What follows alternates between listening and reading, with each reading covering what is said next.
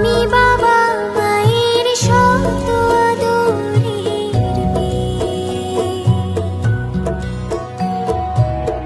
আমি বড় হই সকলের ভালোবাসা নিয়ে, আমার দু চোখে অনেক স্বপ্ন থাকে, আমি পড়ালেখা শিখতে চাই। আমি বাবা মায়ের শত আদরের মেয়ে।